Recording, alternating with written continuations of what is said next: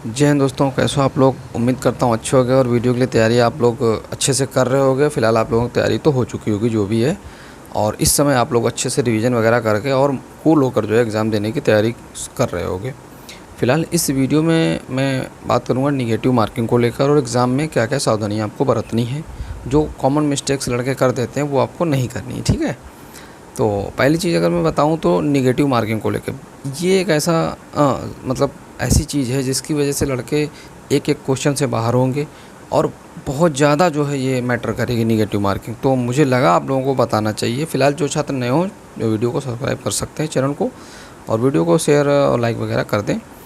फ़िलहाल देखो, negative marking को लेके मैं कुछ चीज़ें ऐसी बताऊंगा जो आप लोगों ने हो सकता है सुनी हो, लेकिन आप लोग उसको अप्लाई नहीं करो। पहली चीज़ देखो, अब ऐसा तो नहीं 2018 में फॉर्म भरे हो तो पहले पेपर दे रहे होगे, बहुत सारे आपने पेपर दिए होंगे। तो जिन छात्रों ने अभी तक पेपर दिया, आप एक एनालिसिस करो, चाहे एसएससी का दिया हो, चाहे आपने किसी और एग्ज़ाम का दिया हो। आप एक चीज़ एनालिसिस करो कि आपके रीजनिंग में कितने मार्क्स उसमें सब में आए हैं कॉमन, ठीक है ना। कॉमन मार्क्स कितने आए, तो मुझे लगता है कि जितने भी छात्र होंगे 40 से 45 के बीच में मोस्ट ऑफ छात्रों के रहे होंगे, यानी 5 क्वेश्चन वो छोड़ के ही आते होंगे, ठीक है। बात को समझते रहना, ठीक है ना। अब हिंदी की बात करो, जो अगर आपने यूपी ट्रिपल दी है तो आप हिंदी में जान के चलो कितने क्वेश्चन आप छोड़ के आते होंगे और कितने आपके सही होते होंगे, ये आइडिया लगा के जाना। मान लो जो एवरेज छात्र कह लो या जो थोड़ा अच्छे हैं, बहुत अच्छे टॉपर की बात मैं नहीं कर रहा हूँ, वो भी हिंदी में 40 से 45 करते होंगे, 5 क्वेश्चन वो भी छोड़ के ही आते होंगे, ठीक है। और उनके एक चीज़ आप लोग देखना कि इसमें सही आप कितने करके आते थे, आपने आंसर की मिलाते होंगे आप लोग, तो ठीक है। तो पता चलेगा कि 40-42 सही होते होंगे हिंदी में भी, ठीक है ना। मतलब मोस्ट ऑफ लोगों का ये होगा। इसी तरीके से जीएस की बात कर लो, आप जीएस में भी मान लो 50 क्वेश्चन आए हैं या 25 आए हैं, मतलब आप उसका परसेंटेज के हिसाब से इसमें एनालिसिस कर लेना। अब मान लो आपने जीएस में आप 40 वहाँ भी करते होगे और उसमें गलत निकल जाते हैं, तो किसी का 35 सही होता होगा, किसी का 30 सही होता होगा। अब आप आइडिया लगाओ कि आपने 40 रीजनिंग में सही किए आंसर, मतलब जो निगेटिव मार्किंग के बाद आए, आपने 40 हिंदी में सही किए, उसके बाद 30 क्वेश्चन आपने जीएस में सही किया, यानी 40-40 80 30 110 क्वेश्चन आपने सही किए। गलत कितने कर दिए आपने? 45-45 किए, ठीक है। मान लो 5 तो आपने रीजनिंग में गलत कर दिए, 5 आपने गलत कर दिए हिंदी में, और कम से कम 10 क्वेश्चन आपने गलत कर दिए जीएस में। अब यानी आपके 20 क्वेश्चन ऐसे हो गए। अब सोचो 110 से आप करो 20 का निगेटिव मार्किंग करो 1/2 में, कितना बचा? कुछ नहीं बचा, नुकसान हुआ, ठीक है। अब आपको क्या करना, सावधानी बरतनी एग्ज़ाम में। देखो सारे छात्रों के मन में मैनिया बना पड़ा है कि नहीं हिंदी में उन्हें 48-49 करने, क्योंकि टॉपर ने किए थे। भाई टॉपर ने किए थे, आप 45 करोगे तो भी आपका सिलेक्शन होगा। अभी एक ऐसा उदाहरण दूंगा, आपको समझ में भी कुछ चीज़ें आएंगी। और उसके बाद में आप जीएस में क्या करो, जीएस में आप जैसे मान लो एवरेज आपका रहता है कि आप 50 अगर क्वेश्चन है तो आप उसमें 35 सही कर लेते हो, तो आपको 15 क्वेश्चन एक्स्ट्रा करने की कोई ज़रूरत नहीं है। और ख़ासकर 10 क्वेश्चन तो बिल्कुल नहीं, आप 40 तो कर सकते हो, लेकिन आप 50 में फिर क्यों जा रहे हो जब आपका अभी तक का स्कोर, आपने हाल फिलहाल में 1-2 महीने में अगर कोई एग्ज़ाम दिया है जो कि मान के चलो कि उसमें भी इसी तरीके का परफॉर्मेंस की हो, 35 के आसपास 30 के आसपास सही की हो, तो 2 महीने में आप ऐसा तो कुछ कर नहीं लोगे कि आपका 50 में आप 45 सही हो जाएंगे। लेकिन आप इस हिसाब से करो कि आपको बच के चलना है, और कोई पूर्व धारणा बना के जानी ही नहीं कि एग्ज़ाम में मुझे 220 को नंबर लाने हैं, 230 या 250 लाने हैं। आपको दिमाग में ये बिठा के जाना है कि मैं अपना बेस्ट दूंगा, ठीक है। जो भी क्वेश्चन टफ आएंगे उसे मैं छोड़ूंगा, जो भी क्वेश्चन इजी रहेंगे उनको मैं करता चला जाऊंगा। ये दिमाग में आप बिठा के जाओगे तब आप निगेटिव मार्किंग से बच पाओगे, ठीक है। अब जैसे क्या होता है, लड़के क्या करते हैं कि सोच लेते हैं कि हिंदी में भाई हमें 50 में से 49 करने हैं। अब वो क्या करते हैं, जब पहला क्वेश्चन स्टार्ट करते हैं, मान लो 3 क्वेश्चन टफ आ गया और पूरे पेपर में मिलेगा 3-4 क्वेश्चन लगातार आपको बीच में टफ मिलेंगे जो आपका दिमाग ख़राब कर देंगे, और उसके चक्कर में आप आगे को क्वेश्चन गलत करने लगोगे जल्दी के चक्कर में। तो आपको ये यहाँ बचना है यहाँ से, ठीक है ना। तो आप सबसे पहले क्या करो कि मान लो हिंदी आपने चालू करी, हिंदी में 4-5 क्वेश्चन आपको गलत टफ मिलेंगे, आप उनको छोड़ दो। रीजनिंग में भी आपको यही करना, आप दिमाग में जैसे ही पेपर उठाओ सब्जेक्ट वाइज उसमें दिमाग में रख लेना कि भाई 4-5 क्वेश्चन इसमें भी छोड़ने, 4-5 इसमें भी छोड़ने, और जीएस में भी 4-5 8-10 क्वेश्चन छोड़ने हैं। आपको 110-115 क्वेश्चन, मतलब 110 अगर आप ले आते हो यानी 220 नंबर, तो आपका सिलेक्शन है जनरल कैटेगरी में, ठीक है ना, ये जान लीजिए। लेकिन आप लोग गलती क्या करोगे, आप 110 क्वेश्चन तो सही करके आओगे, लेकिन उसके चक्कर में गलत कितने कर दोगे, 20 क्वेश्चन 30 क्वेश्चन गलत कर दोगे और फिर आ जाओगे 100 से नीचे। तो आपको यहाँ पे सावधानी बरतनी है।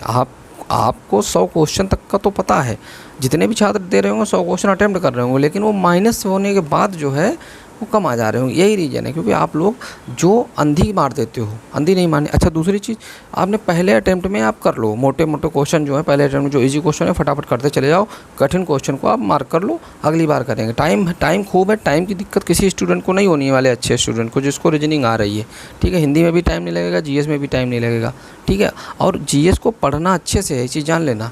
ये नहीं है कि जीएस से तुरंत पढ़े, एसएससी वालों की तरह 5 मिनट में जीएस करें, नहीं, टाइम है।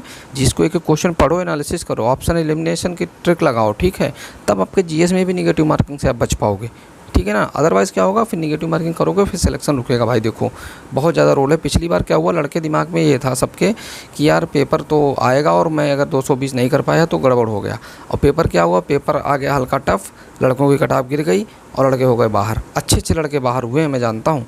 अब मैंने एक यूट्यूब पे एक चैनल देखा था, पता नहीं कौन, नाम नहीं याद आ रहा है, तो उसके भाई का सिलेक्शन हुआ है। उसने कहा था, जो भी है, तो उसने कहा कि उसके 45 क्वेश्चन सही थे, ठीक है, जीएस में, और हिंदी में उसके 43 सही थे। मतलब हिंदी और जीएस मिला के उसके 43 के आसपास कट-पिट के नंबर आ रहे थे। और रीजनिंग में मात्र जो है उनके क्वेश्चन उन्होंने 35 किए थे, और 35 में से उन्होंने बता रहे थे कि 10 गलत हो गए, यानी 25, ठीक है। अब सोचो, 25 का मतलब हुआ कि आपने जो है 25 दूना 50 और 10 गलत कर दिए। 10 का मतलब 10 क्वेश्चन ये कर दो, यानी 40 नंबर उनके आए जीएस में। लेकिन बंदे ने क्या किया, 43 दूना, ठीक है, 40 दूना 43 दूना 86, 86 दूना 172 और 40 जोड़ लो, 212 हो गया, ठीक है। 212 में उसका सिलेक्शन हो गया भाई का। तो आप ये नहीं कि आप, हो सकता है आप रीजनिंग में उठा लो नंबर, हो सकता है आप जीएस में उठा लो। अगर किसी सब्जेक्ट में नंबर आपके कम आ रहे हैं, 10 क्वेश्चन कठिन आ गए, तो इसका मतलब पेपर टफ है, कटाव नीचे जाएगी। इस चीज़ को आपको समझना है एग्ज़ाम में।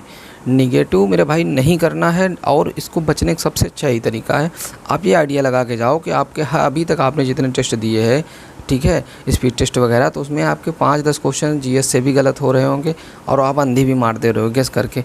जो 50-50 लगे उसको आप कर सकते हो, लेकिन उसमें भी बहुत रिस्क लेने की ज़रूरत नहीं है। अगर आप 100-110 प्लस निकल गए हो क्वेश्चन पहले अटेम्प्ट में, तो उसमें भी रिस्क मत लो।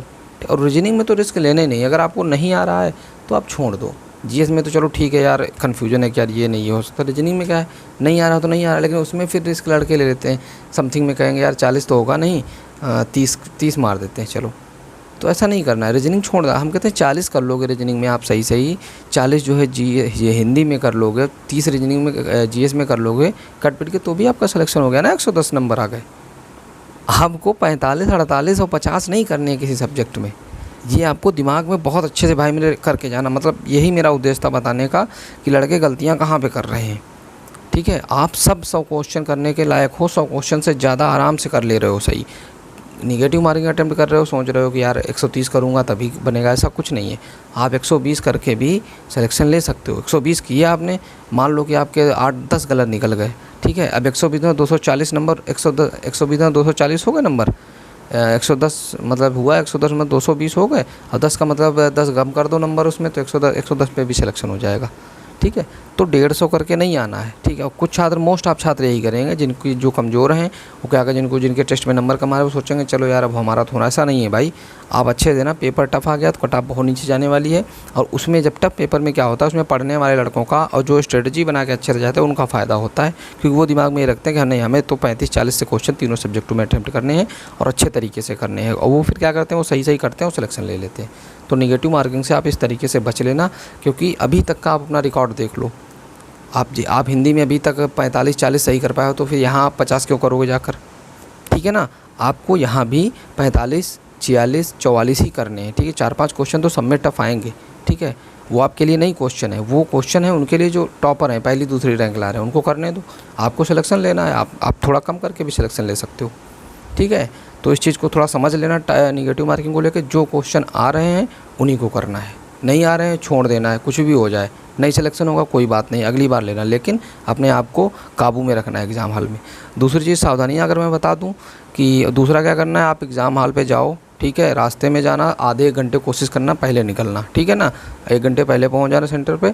उसके बाद में वहाँ खड़े होकर दुनिया के लोगों की बाकायदगी किसी की नहीं सुननी है कि भाई ये देखो बतिया रहा है ये, तो फिर वहाँ के लोग बात करेंगे भैया 15 लाख में हो गया, 20 लाख में हो गया, ये हो गया वो हो गया। कुछ नहीं करना, ऐसे लोगों से दूर रहना, किसी से बात नहीं करनी, एनर्जी अपनी ख़त्म नहीं करनी है। शांत रहना है, खड़े रहना है, जहाँ फालतू बकैती हो रही है वहाँ से हट के दूसरे साइड में खड़े हो जाना है। सेंटर पे जाओ, फ़ोटोकॉपी वगैरह जो भी सारे डॉक्यूमेंट्स ले जाना, तक पता नहीं वहाँ होगी अगल बगल की नहीं, जो भी डॉक्यूमेंट्स कहें एक्स्ट्रा ही लेके जाना, कम लेके मत जाना, ठीक है। उसके बाद में एग्ज़ाम सेंटर पे कूल होकर बैठना है, पेन आप 2 ले जाना भरने वाले, ताकि एक बंद हो जाए एक से काम चला लो, ठीक है ना। इस तरीके की सारी चीज़ें करके चिल्ड होकर एग्ज़ाम देना है। किसी के दबाव में नहीं आना है, किसी से वहाँ दोस्ती नहीं करनी है, दोस्ती करने नहीं गए हो, ठीक है। कुछ लोग तो मैं देखता हूँ भीड़ लगा लेते हैं, बढ़िया दोस्ती और नंबर भाई अपना, नंबर का क्या करोगे भाई मेरे, ठीक है, पहले पेपर दे लो जाकर। तो ये सब सारी चीज़ें करके अच्छे से एग्ज़ाम देना है, पॉजिटिव माइंड के साथ में एग्ज़ाम देना है। कोई भी दिमाग में गलत धारणा नहीं लानी है कि नकल हो रही है, पैसा चल रहा है, हमारा नहीं होगा, ऐसा कुछ नहीं है। नकल हमेशा होती आई है, होती रहेगी, कोई इसको रोक भी नहीं पाएगा, ठीक है। लेकिन उसमें पढ़ने वालों को भी सिलेक्शन हुआ, हमने पाया है, हमारे 20 दोस्तों ने सिलेक्शन पाया पढ़कर। नकल हुई, सब भी हुआ, पिछली बार भी नकल हुई, हमारे दोस्त सेलेक्ट हुए, और इस बार भी होगी, और हमारे दोस्त आप लोग सेलेक्ट हो गए, ठीक है, जो मेहनत करेगा। तो आप ये चीज़ मत सोचना कि नहीं ये नकल की वजह से हमारा नहीं होगा, आपका होगा, सबका होगा, ठीक है। बाकी कोई दिक्कत हो कमेंट बॉक्स में कमेंट कर देना। मैंने सोच के वीडियो बनाई है कि आप लोग पॉजिटिव वाइब्स के साथ जो है एग्ज़ाम देने जाओ। आपके नंबर टेस्ट में कम आ रहे हैं, फिर भी आप अच्छे से अटेम्प्ट करने की कोशिश करना। किसका सिलेक्शन होगा कोई नहीं जान रहा है, ठीक है ना। और मेहनत करके जो है आप पेपर दे के जाना आराम से। कोई दिक्कत हो आने के बाद बताना। बाकी ध्यान रखो अपना, पढ़ाई करते रहो और रिलैक्स रहो अब, ठीक है ना। प्रेशर बिल्कुल मत लेना। बाकी वीडियो को लाइक से सब्सक्राइब वगैरह कर देना अगर आपका मन करे, ठीक है।